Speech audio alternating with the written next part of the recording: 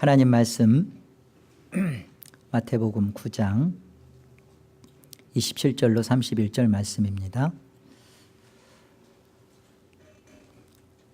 예수께서 거기에서 떠나가실새 두 맹인이 따라오며 소리질러 이르되 다윗의 자손이여 우리를 불쌍히 여기소서 하더라.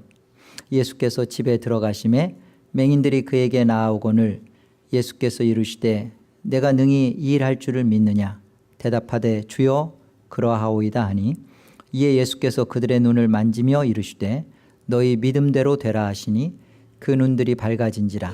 예수께서 엄히 경고하시되 삼가 아무에게도 알리지 말라 하셨으나 그들이 나가서 예수의 소문을 그 온 땅에 퍼뜨리니라. 산 아래서 이렇게 기적이 계속되는 이유는 예수님이 얼마나 능력이 많으신가라는 그 예수님의 실력과 능력을 보여줌이 목적이 아닙니다. 믿음에 대한 바른 설명을 해주시는 거예요. 나오는 믿음이 누구의 믿음이며 어떤 믿음인지 이것에 대한 분명한 깨우침을 주시고자 이런 기적이 동원되는 것입니다.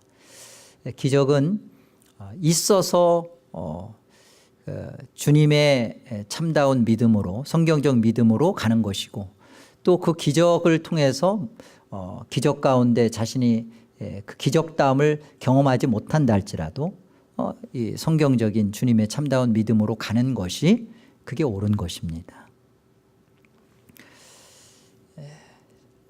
우리가 선악과를 아담 안에서 따먹고 나서 우리 안에서 발생되어진 일은 이제 우리가 전적으로 타락했다는 거예요. 그로 인하여서 우리에게 전적인 무능의 상태가 되고 말았습니다.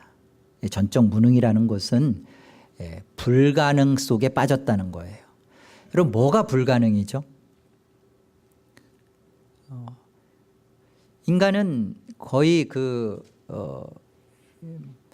무엇이든지 해내고 있습니다. 지금 하늘도 날고 바다도 깊이 들어가고 높은 건물도 세우고 인간에게서 도대체 불가능이 보이지 않을 정도로 가능한 곳으로 달려가는 게 지금 인간의 모습인데 도대체 무엇이 불가능하다는 것일까요? 전적인 타락으로 전적 무능의 상태에 빠졌다는 것은 우리가 영적으로 죽었다는 거예요. 그래서 예수님을 믿는다는 것이 불가능하다는 것입니다. 다른 모든 일은 인간이 이성과 또 인간의 총명으로 해내고 있지만 할 수 없는 일, 아니 하고 싶어도 도저히 이루어질 수 없는 일은 예수님 믿는 거예요. 근데 이 예수님 믿는 것이 어떻게 가능케 되는가? 왜 누구에게는 이 예수님을 믿게 되는가? 성령님의 은혜입니다. 성령의 역사예요. 성령님은 만세전에 성부 하나님께서 자기 백성을 택하여서 이들에게 예수를 믿을 수 있는 믿음을 만세전에 주셨고요. 그 예수 그리스도께서 실제로 오셔서 십자가에 죽으심으로 그 믿음의 실제를 보이셨고 성령 하나님은 성부 하나님께서 주신 그 믿음의 자기 백성들에게 이 성령의 은혜 역사를 일으켜서 예수를 믿게 하는 거예요. 십자가에 죽은 저 예수가 바로 나의 죄 때문에 죽었구나.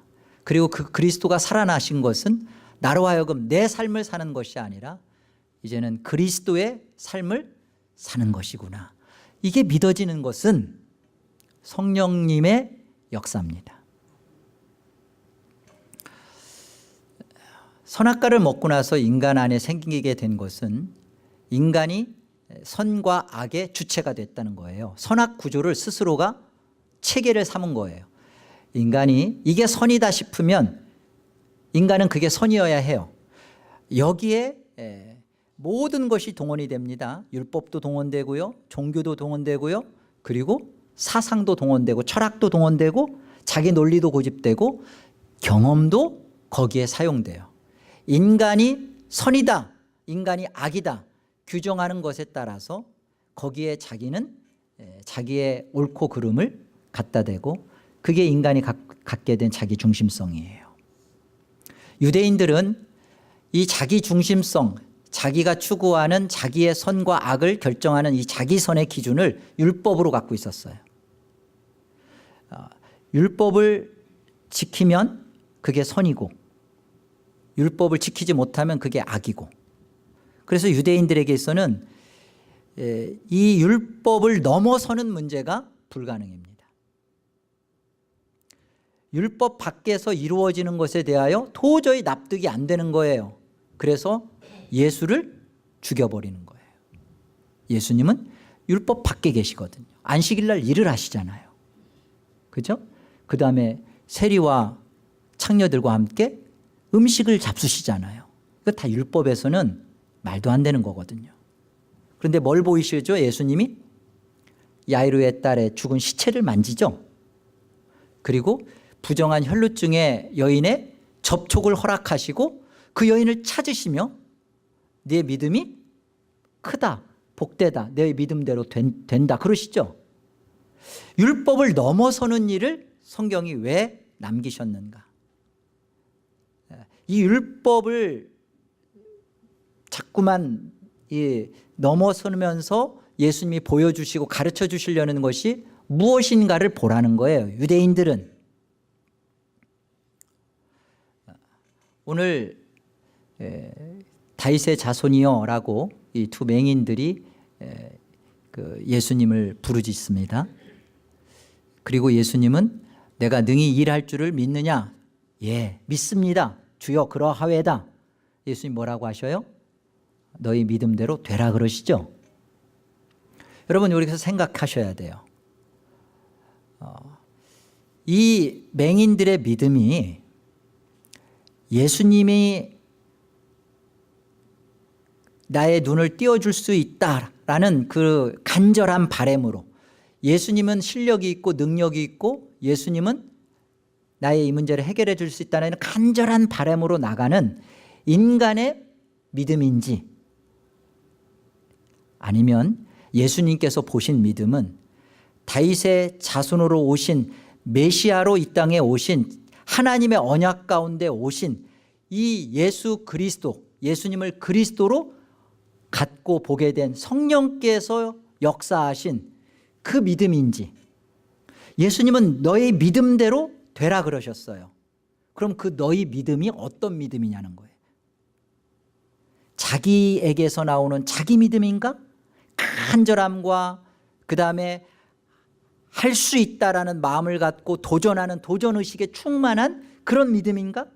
자기 믿음 갖고서는 할 수 없는 게 무엇이냐면 십자가에 죽으신 예수 그리스도를 나의 주요 구주요 왕으로 영접하는 일은 불가능하단 말이에요.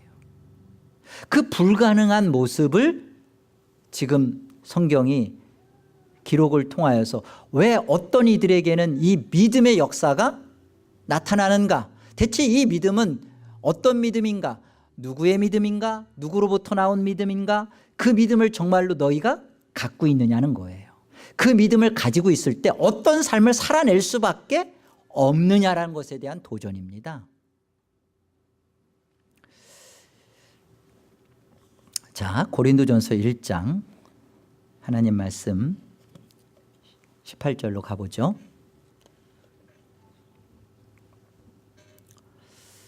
십자가의 도가 멸망하는 자들에게는 미련한 것이요 구원을 받는 우리에게는 하나님의 능력이라. 기록된 바 내가 지혜 있는 자들의 지혜를 멸하고 총명한 자들의 총명을 폐하리라 하였으니 지혜 있는 자가 어디 있느냐? 선비가 어디 있느냐?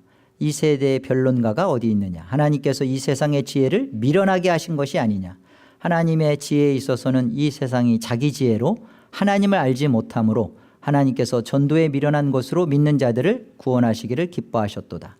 유대인은 표적을 구하고 헬라인은 지혜를 찾으나 우리는 십자가에 못 박힌 그리스도를 전하니 유대인에게는 거리끼는 것이요 이방인에게는 미련한 것이로되 오직 부르심을 받은 자들에게는 유대인이나 헬라인이나 그리스도는 하나님의 능력이요 하나님의 지혜니라. 하나님의 어리석음이 사람보다 지혜롭고 하나님의 약하심이 사람보다 강하니라. 여러분, 많은 사람들이 예수님을 찾아가요. 우리가 찾아가는 예수님은 다 가짜예요. 우리를 찾아오신 예수님만이 진짜입니다. 왜죠? 오늘 성경은 그렇게 얘기해요. 십자가의 도가 멸망하는 자들에게는 어리석대요. 그래서 유대인에게는 십자가의 도가 꺼리끼고 이방인에게는 그게 미련하게 보인답니다. 십자가의 도가 뭐죠? 예수님이 십자가에 달리셨을 때 두 제자 엠마오로 내려가는 제자들의 이렇게 말을 합니다. 설마 했더니 예수가 저렇게 무능한 자로 죽고 말다니, 저렇게 죽을 예수가 이스라엘을 회복하며 하나님 나라의 영광을 가지고 온 메시아라고 생각을 안 하는 거예요. 그런데 예수님은 처음부터 나는 죽으러 왔다 그러셨어요. 나는 버림받을 것이다. 예수님은 철저하게 자신이 이 세상 가운데 어떤 자로 왔냐면 하늘 영광을 가지고 그 영광을 보이며 항복을 받아내는 그런 힘을 가지고 온 자가 아니라 철저하게 실패자의 모습으로, 세상이 볼 때 절망스러운 무력자의 모습으로, 무명한 자로, 나약한 자로, 그리고 그 비방과 조롱 속에도 그냥 감수하는 정말 연약해 빠진 자로 그렇게 죽은 십자가예요. 십자가는 그런 겁니다. 예수님이 찾아오신 그 십자가는 세상으로 하여금 그렇게 소망스럽거나 세상이 자랑스럽게 여기거나 따라갈 만한, 붙잡을 만한 그런 십자가가 아니에요. 그런데 이 십자가의 도가 구원을 얻는, 구원을 받은 그들에게는 하나님의 능력이랍니다. 무슨 말이죠? 예수님은 우리를 찾아오세요. 내가 찾아가는 예수, 내가 찾아가는 기독교는, 우리가 찾아가는 기독교는 가짜요, 우상이에요. 왜요? 거기에 믿음을 말하고 은혜를 말하고 뭐 하나님을 언급하고 하지만 그 속에는 다 내 중심이에요. 내가 원하는 하나님, 내가 갖고 싶은 믿음, 내가 맛보고 싶은 은혜, 그게 다예요. 그래서 가짜인 거예요. 그래서 그 십자가가 우상인 거예요. 우리를 찾아오신 십자가, 예수의 죽음은 어떤 것이에요? 처절하게 유대인들에게는 그것이 받아들여질 수 없는 꺼리끼는 것이고, 이방인들에게는 그렇게 어리석고 미련하게 보이는 것일 수밖에 없어요. 그런데 이것이 우리 안에 찾아 들어옵니다. 딱 찾아와서 죽은 모습으로 예수님이 찾아오셔서 너 나와 함께 이 십자가에 죽어야 산 것이다 라고 우리 안에 들어왔을 때 자기 믿음을 갖고 있는 자는 다 도망갑니다. 그러나 성령 하나님께서 일으키신 믿음, 정말로 예수 그리스도를 주로 생명의 구조로 영접하게 한 그 성경적 성령의 믿음은 아멘, 그 나의 왕, 나의 주, 나의 그리스도로 예수를 받아들여요. 빌립보서 1장 29절 이렇게 말씀합니다. 그리스도를 위하여 너희에게 은혜를 주신 것은 다만 그를 믿을 뿐만 아니라 또한 그를 위하여 고난도 받게 하려 하심이라.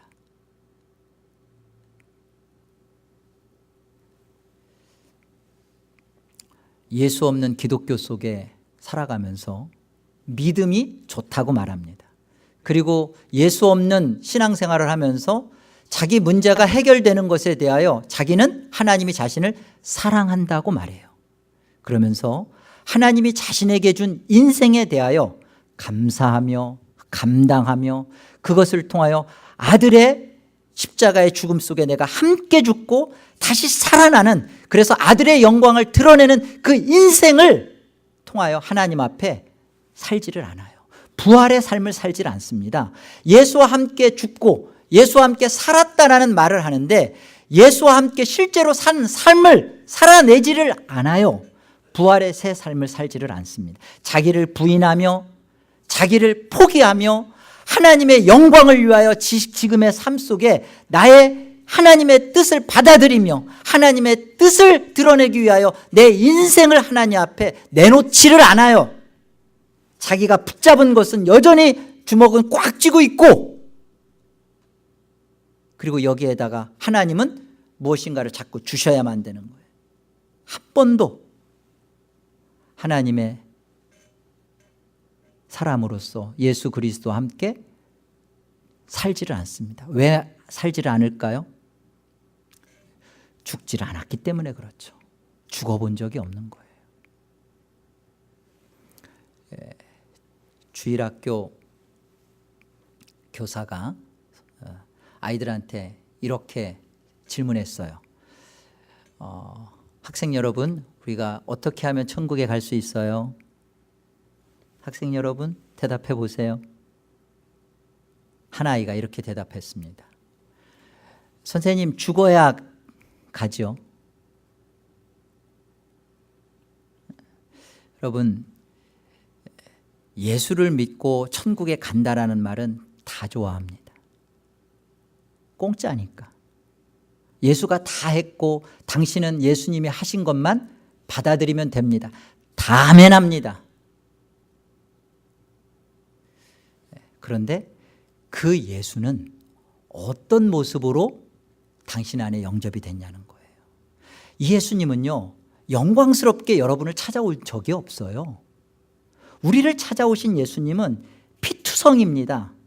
가시에 찔렸고요, 손에 못 박혔고요, 우리의 죄를 적나라하게 보여주었습니다. 이 예수가 십자가에 저주받으며 피 흘린 모습이 바로 저와 여러분의 적나라한 실체예요. 그 모습 그대로를 가지고 와서 우리를 끌어안았어요. 그런 끌어안김을 당한 우리가 그 예수한테 이렇게 말을 한단 말이에요. 세상을 달라고. 나를 세상에서 부유하게 해달라고, 세상에서 잘 먹고 잘 살게 해달라고 그렇게 예수한테 말한단 말이죠. 그 예수와 함께 우리는 죽은 적이 없는 거예요. 그 예수와 함께 죽은 자만이 예수 그리스도와 함께 그 영광된 부활의 삶이, 영광스러운 삶이, 죄와 싸우며 거룩한 삶을 살아가며 하나님의 이름을 위하여 자신이 이 땅에서 하나님 나라의 백성으로서 전진해가며 사는 그런 자기 부인과 말씀에 대한 순종과 하나님 말씀에 대한 사랑과 이런 것이 가능한 거예요. 죽어본지 않기 때문에 여전히 내 이름 갖고 살아야 되는 거예요. 내 이름이 목적이에요. 신앙생활을 해도 누가 내 이름에 조금이라도 스크래치를 주면 밤잠을 설치는 이유가 죽어본 적이 없는 사람입니다. 죽은 적이 없다는 것은 그리스도 밖에 있었다는 겁니다. 그리스도 밖에 있는 자는 그가 아무리 종교적이고 아무리 형식적으로 그럴싸한 모습을 갖고 말도 예쁘게 하고 교회에 충성봉사 다 헛겁니다. 죽어야 삽니다. 이번에 제가 미리 얘기를 해서 그 맛이 좀 떨어질지는 몰라도 우리 임 장로님이 뜻하지 않게 그러나 하나님의 크신 은혜 가운데 수술을 받으셨어요. 여러 수술을 받으실 수 있죠. 연세가 있으니까 여러 수술을 받을 수 있는데 하필이면 가슴을 열게끔 하셨고 심장을 멎게 하셨어요. 근데 그런데 그것을 그냥 그럴 수 있는가 보다 생각할 수도 있어요. 그런데 하나님이 그 생각을 집어넣어 주셨어요. 아무도 와이프한테도 연락하지 못할 정도로 급하게 수술 날짜가 잡혀서 홀로 이렇게 환한 병실에 홀로 침대에 누워서 이런 생각을 첫 번에 하셨답니다.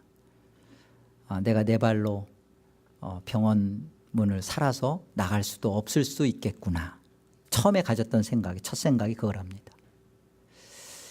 의사가 와서 한다는 말이 당신의 그 가슴을 톱으로 썰 겁니다. 그리고 종아리 왼쪽에 있는 하지정맥을 네 군데를 해서 심장과 연결하여 심장을 이렇게 막히고 있는 동맥을 연결시켜 줄 것입니다. 그렇기 때문에 심장은 또 멎어야죠. 심장이 펄떡펄떡 뛰는데 수술할 수는 없잖아요. 장로님 생각에 그때 그 자신의 몸이 찢어지는 것을 통하여서 그때 예수 그리스도께서 십자가에 죽으시고 성소의 휘장이 찢어진다는 생각을 하나님이 주셨답니다. 내 몸이 찢어진다는 것은 예수 그리스도의 찢기심과 함께 내가 찢어지는 것이구나. 뿐만 아니라 이건 제가 그 다음에 가르쳐준 해석이에요. 뿐만 아니라 그 심장이 멎는 3시간의 심장이 멎는 일을 통하여서 멎고 다시 살아나는 것은 예수의 죽음과 함께 죽고 예수와 함께 다시 산 것입니다. 이유가 왜 그럴까요? 장로님 왜 그렇게 했다고 보세요? 이제 남은 인생은 이명규의 인생이 아니라 예수 그리스도의 것입니다. 그래서 영적으로 이제 한 살입니다. 이제는 그리스도만을 위하여 사시기에 아무런 항변할 게 없어요. 왜? 죽었기 때문에, 죽어봤기 때문에 이제 아는 거예요. 내 인생이 죽음 앞에서 서봐야 됩니다. 내 인생 자체가 십자가에 예수 그리스도와 함께 죽었다. 내가 정말 죽었다. 죽었기 때문에 나는 지금 산다는 것은 내 이름으로 내 인생으로 사는 게 아니라 이제 예수의 인생으로 내가 지금 사는 것이구나. 이 사실이 복음입니다. 이것이 누구에게나 다 주어지는 게 아니라 여기 오늘 고린도서 1장 24절에 보면 이 십자가에 못 박힌 것에 그리스도를 전하니까 유대인들은 이렇게 반대하고 이방인들은 저렇게 집어던지고 하는데 24절 보세요. 오직 부르심을 받은 자들에게는 유대인이나 헬라인이나 그리스도는 하나님의 능력이요 하나님의 지혜니라. 그리스도가 누구죠? 우리에게 찾아오신 철저하게 너 나와 함께 죽자. 우리를 죄에 대하여 책망하고 우리를 세상으로부터 세상의 것을 막 달라고 하는 우리를 세상으로부터 세상의 것을 빼앗고 이런데 누가? 오직 부르심을 입은 자들, 하나님을 사랑하는 자들, 그래도 하나님을 사랑하는 거예요. 오직 부르심을 입은 자, 하나님을 사랑하는 자, 같은 말이에요. 로마서 8장 28절 말씀입니다. 같아요. 하나님을 사랑하는 자, 오직 부르심을 입은 자들, 그들에게 똑같은 마음 뭐죠? 하나님이 주시는 마음 말씀입니다. 너 나 하나면 되겠니? 너 나 하나면 족하니? 나 하나면 네 인생에서 배부르고 행복하겠니? 부르심을 받은 자들, 곧 하나님을 사랑하는 자들은 모든 것이 합력하여 선을 이루는 그 자들은 하나님, 저는 주님 한 분이면 돼요. 충분합니다. 이 땅에서 제가 가난해진 거, 좀 더 못 배운 거, 조금 더 억울하게 살게 된 거, 이 모든 것을 통해서 제가 예수가 그리스도요 나의 왕이 되셨습니다. 저는 이것으로 너무나 족합니다.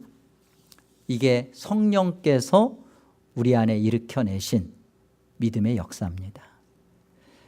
이 믿음이야말로 오늘 주님께서 너희 믿음대로 되라 할 때 그 믿음이지 너희 믿음대로 되라. 간절하게 기도하고 그래도 안 되면 금식하고 철야하고 떼 써가지고 하늘 보좌를 흔들어. 하나님이 뭐 이렇게 어지러워가지고 막 하도 흔들어 대니까 그래 생각은 그렇지 않았는데 하나님 생각이 잠깐 컨퓨즈해서 안 될 것이었지만 주고 그런 거 없단 말이에요. 하나님 뜻이 아니면 74억의 인구가 백날 첫날 금식하며 기도해도 안 됩니다. 여러분의 인생 속에 빨리 깨달으셔야 돼요. 여러분이 생각하는 여러분의 만들어내는 여러분의 믿음 가지고 그렇게 했으면 안 됩니다. 여러분이 공부하고 배우고 그렇다고 생각하는 여러분이 만든 십자가 가지고는 정말 하나님이 우리의 인생 속에 허락하신 그 인생을 살아낼 수가 없어요. 모양은 좀 떨겠죠. 그러나 그건 아닙니다. 감사하고 감격하고 이웃에게 영향을 끼치고 그들에게 하나님의 영광을 그 아들의 영광을 보여내는 진짜 믿는 자의 모습을 보여낼 수가 없어요. 누구만이? 예수 그리스도와 함께 죽은 자만이 다시 사는 거예요. 사는 모습이 다른 거예요. 부활의 삶이 다른 겁니다. 이게 우리의 거듭난 삶, 예수와 함께 죽고 다시 산 삶, 너희 믿음대로 되라 할 때 주님이 우리의 믿음대로 살아갈 수 있는 삶이에요. 자, 우리 요한복음 15장 말씀을 좀 더 가보죠. 하나님 말씀 요한복음 15장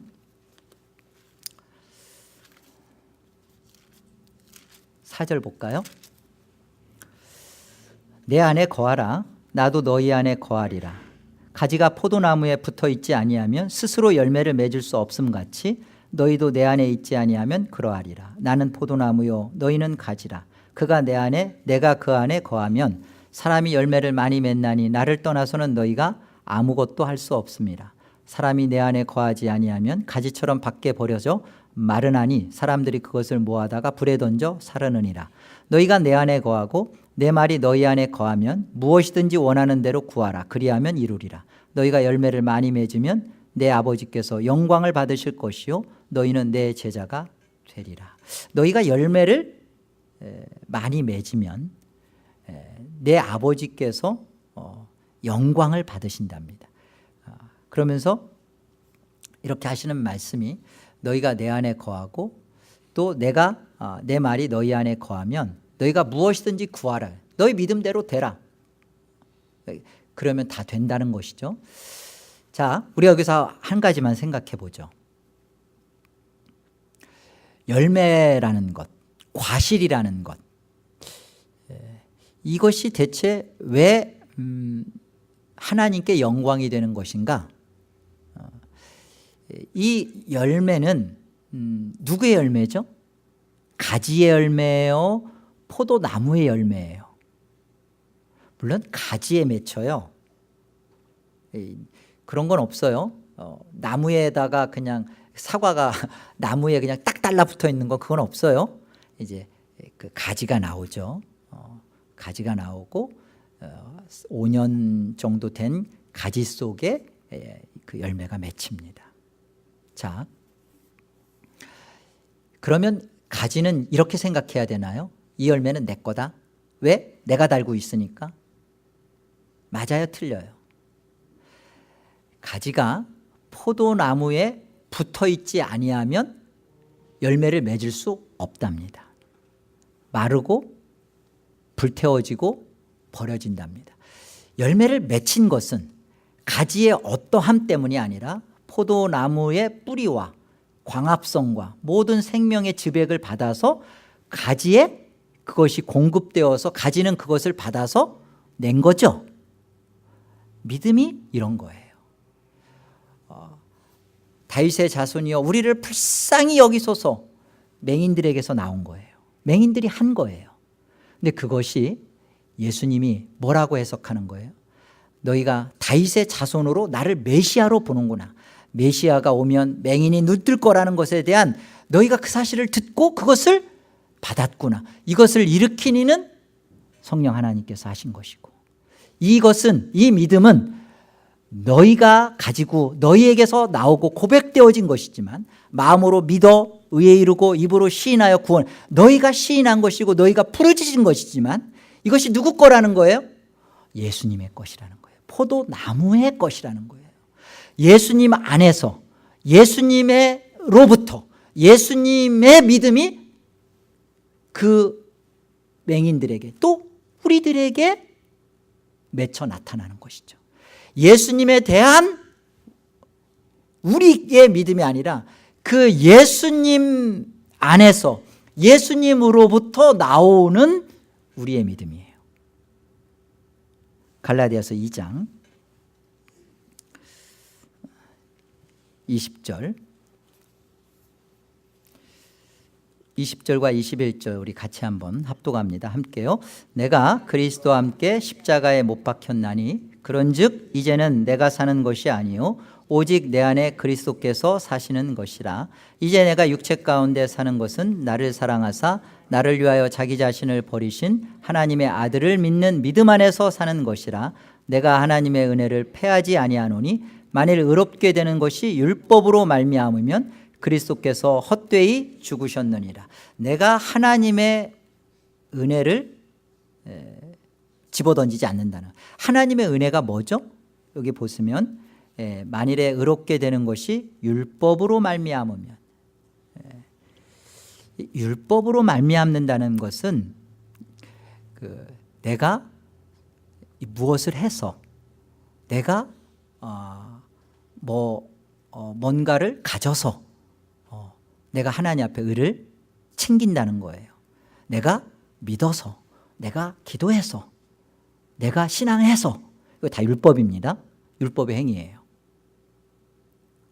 이것에 대한 정확한 설명을 주님이 사도 바울을 통해서 하는 거예요. 내가 그리스도 안에서 이제 죽었다. 내가 그리스도와 함께 십자가에 죽었다. 내가 그리스도와 함께 십자가에 죽었다라는 말은 예수 그리스도의 십자가의 죽으심, 그리고 예수 그리스도가 다시 살아나심, 부활하시고 승천하여 지금 하나님의 영광 보좌에 앉아 계심에 대하여 현실적으로, 실제적으로 내가 그러하다라는 말은 아닙니다. 지금 우리가 예수님과 함께 하늘에 앉아 있는 건 아니에요. 그런데 내가 십자가에 함께 죽었다, 이게 무슨 말이에요? 이게 예수 그리스도 안에서 이루어지는 모든 영적 일체성을 말하는 거예요. 예수의 십자가에서 죽으셨을 때 뭐에 대하여 예수가 죽은 거죠? 하나님의 진노로부터 죄로 죽으신 거죠. 이때 우리의 죄도 예수 그리스도와 함께 하나님 앞에 저주받은 것이에요. 이미 우리가 예수와 함께 심판을 받았어요. 그렇기 때문에 영광스러운 백보자 심판 앞에서 우리가 다시 심판이 없는 것은, 우리가 받는 그때의 심판은 하나님 나라의 영광의 상급을 받는 그 심판이 되는 것처럼 다른 거예요. 우리가 예수 그리스도와 함께 그 2000년 전에 예수님께서 십자가에 달리셨을 때 우리가 실제 영적으로 예수의 달림 속에 우리도 함께 있었단 말이에요. 현실적으로는 아니죠. 그러나 영적으로 우리는 예수 그리스도와 함께 그랬단 말입니다. 그것에 대한 설명이에요. 그래서 내가 이제 사는 것은 육체 가운데 살지만 이젠 내가 사는 것이 아니요 내 안에 그리스도께서 사시는 것이다 그러죠. 나를 사랑하사 나를 위하여 자기 몸을 버리신 그리스도 안에서 내가 사는 것이다 하면서 보세요. 나를 위하여 자기 자신을 버리신 하나님의 아들을 믿는 믿음 안에서 사는 것이다, 그렇게 돼 있죠. 좀 더 정확한 원어적 해석은요, 나를 위하여 자기 자신을 버리신 하나님의 아들의 믿음 안에서 사는 것이라. 하나님의 아들의 믿음, 아들의 믿음이 내 안에서 맺혀져서 사는 것이죠. 별개가 아닌 거예요. 내가 내 믿음 가지고, 내가 그리스도를 위하여 내가 내 믿음을 가지고 사는 게 아니라 내 죄를 위하여 나를 위하여 하늘 영광 버리고 처절하게 죽음의 자리로 실패자의 모습으로 아무것도 아닌 무력한 연약한 자의 십자가의 모습으로 죽은 자의 모습으로 찾아오신 그 예수를 맞습니다. 나는 이 그리스도와 함께 죽어야 할 죄인입니다. 그리스도가 함께 나와 함께 죽어야만 할 죄인이 내가 마땅합니다. 저는 세상에서 세상의 것으로 영광 부귀를 꿈꾸는 자였었습니다. 그러나 제가 알겠습니다. 이것은 허망이요 허무요 아무것도 아닌 거라는 거예요. 그리고 결국은 그것을 추구하여 불나방처럼 살았던 것이 죄라는 사실을 알았습니다. 그래서 저는 죽은 그리스도의 십자가의 모습으로 오신 당신이야말로 나의 참된 구주요 그리스도요 왕이요 참 하나님이신 것으로 영접합니다. 그렇게 영접하고 받아들인 그 믿음은 아들의 믿음이란 말이에요. 성령께서 주신 아들의 믿음, 하나님이 주신 선물로 주신 그 아들의 믿음, 그 믿음 갖고 있어 보니까 우리가 어떤 믿음으로 맺혀요? 그 아들의 믿음으로 가지의 열매가 맺히는 거죠. 그게 과실이에요. 그게 하나님께 영광이 되는 것입니다.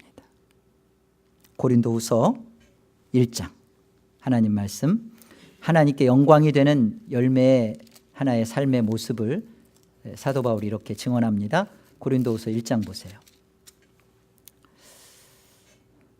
형제들아, 우리가 아시아에서 당한 환난을 너희가 모르기를 원하지 아니하노니 힘에 겹도록 심한 고난을 당하여 살 소망까지 끊어지고 우리는 우리 자신이 사형 선고를 받은 줄 알았으니 이는 우리로 자기를 의지하지 말고 오직 죽은 자를 다시 살리시는 하나님만 의지하게 하심이라. 그가 이같이 큰 사망에서 우리를 건지셨고 또 건지실 것이며 이후에도 건지시기를 그에게 바라노라. 사도 바울이 이 아시아 에베소인지 아니면 이전에 돌을 맞아서 계곡에 던져졌다가 다시 살아났던 곳인지 정확하진 않아요. 그러나 분명한 것은 이 환난을 이 고린도 성도들은 알아요. 너희가 알지 않느냐. 이 환난을 겪고 살 소망까지 끊어지는 이 극심한 고난을 당한 것, 그 가운데 이렇게 이런 고난과 극심한 사망의 환난을 당하게 한 이유가 뭐냐? 바울이 말합니다. 내가 왜 그런 삶을 살 수밖에 없었는가? 내가 왜 이런 삶을 살게 되었는가? 이유가 뭐라고요? 자기를 의지하지 않고 하나님만 의지하게 하려 하십니다. 그런데 어떤 하나님이에요? 성경 보세요. 어떤 하나님이에요? 오직 죽은 자를 다시 살리시는. 여러분, 죽어본 자만이 이 살 소망이 끊어질 것 같은 고난 속에서 나를 의지하지 않고 하나님을 의지한다는 말이 무슨 말인지 해석할 수 있어요. 죽어본 적이 없어요. 십자가의 복음이 턱 왔는데 보자마자 으악 하고 도망갔어요. 한 번도 성경적인 하나님의 말씀대로 순종하며 그 말씀대로 이 세상이 다가 아니라는 것을 깨닫고 세상의 적나라한 실체를 보며 하나님의 자녀로서 구별되는 자로 하나님 나라로 장망성에서 나와서 시온성으로 걸어가는 발을 떼어본 적이 없어요. 여전히 기독교 입만 나불댔지 하나님의 사람으로 살려고 해본 적이 없어요. 조금만 고난이라는 것이 오면 그리스도가 너 나와 함께 죽자 오면 비명 지르고 도망간 게 다였어요. 그리고 자기가 생각하는 기독교, 자기가 원하는 신앙, 그것만 추구했던 사람, 그는 오직 죽은 자를 다시 살리신 하나님을 의지하는 게 뭔지를 모른단 말입니다. 여러분, 바울이 천국 갔겠어요? 지옥 갔겠어요? 여러분이 천국을 산다, 영원한 하나님의 영광 가운데 거한다는 것은 분명합니다. 이 땅에서 뭐 꼭 그렇게 살아야 되나? 성경대로 살아야만 꼭 천국 가나? 다 누가 그렇게 살아? 여러분, 그렇게 말하는 이들의 말과 여러분들의 거짓에 속지 마십시오. 지금 여러분이 예수님을 믿지 않는데, 여러분 스스로가 예수를 부인하고 있는데 주님께서 뭐라고 말해요? 너희가 그날에 나를 부인한 자는 주님도 나도 너를 부인한다고요. 그날에 네가 나를 시인하고 산 자를 나는 그날에 너를 시인하겠다 그랬습니다. 오늘 우리가 주님을 부인하고 사는데 그날에 주님께서 나를 왜 인정해 주겠어요? 여러분, 우리가 당하는 고난은 경합니다. 그리고 이 고난은 영광의 문이에요. 이것을 통하여서 우리는 예수 그리스도와 함께 내가 죽었다라는 것을 맛보는 겁니다. 그리고 이 속에서 예수 그리스도의 믿음으로 사는 부활이 주는 그 삶의 기쁨, 하나님 나라의 삶의 풍요함을 맛보는 것입니다. 이게 성도예요. 여러분, 가짜 신앙하지 마시고 하나님 앞에서 거짓 없는 진실한 성도의 삶을 살기를 축원합니다. 기도합시다. 하나님 아버지, 내가 생각하고 내가 발견하고 내가 획득해낸 그런 믿음으로 살았던 것 회개합니다. 성령께서 일으키신 그 믿음은 나를 찾아오신 그 죽음의 십자가, 그 십자가로 나와 함께 끌어안고 나와 함께 죽자 하신 그 죽음 앞에 주님 아멘 함께 죽겠습니다. 세상이 나에 대하여 죽고 나 또한 세상에 대해서 죽겠습니다라는 것이 성경적 믿음인 것을 고백합니다. 그리고 이 믿음으로 거짓 없이 하나님을 사랑하며 그리스도를 위하여 살겠습니다. 저희 인생 가운데 성령께서 믿음의 믿음을 더하여 주시고 하늘의 그 믿음으로 풍성하게 채워주시사 우리 에덴의 권속들이 이 하늘 생명 가지고 있는 부활의 새 삶을 힘있게 살아내며 하나님의 기쁨 되게 하여 주옵소서. 예수의 이름으로 기도하옵나이다.